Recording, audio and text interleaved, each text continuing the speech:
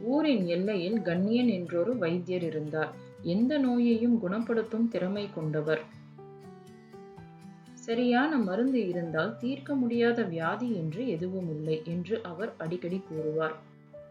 ஒரு நாள் ஊர் பெரியவரான அமுதா ஒரு மோசமான செய்தியுடன் வந்தார். வானம் பேசுகிறது கண்ணியனே, பெரும் வெள்ளம் நம் ஊரை அழிக்க வருகிறது. இது நமது விதி. கண்ணியன் சிரித்தார். விதியா? வெள்ளம் என்பது அதிகப்படியான நீர்தானே.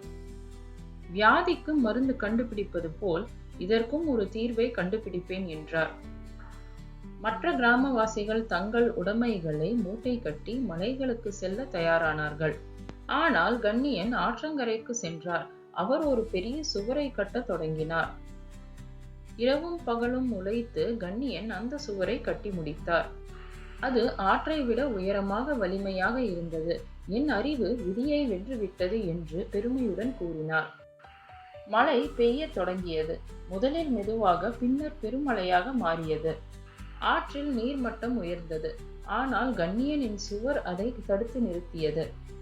ஆனால் வெள்ளம் ஆற்றிலிருந்து வரவில்லை. வானம் பிளந்தது போல் மழை ஊரின் மையத்தில் கொட்டியது. வீடுகளுக்குள் நீர் புகுந்தது. கண்ணியனின் மருந்தகம் நீரில் மூழ்கியது. அவருடைய விலைமதிப்பற்ற மூலிகைகளும் மருத்துவ குறிப்புகளும் அடித்து செல்லப்பட்டன. அவரால் ஆற்றை மட்டுமே தடுக்க முடிந்தது, வானத்தை தடுக்க முடியவில்லை. வெள்ளம் வடிந்த பிறகு கிராம மக்கள் திரும்பி வந்தனர்.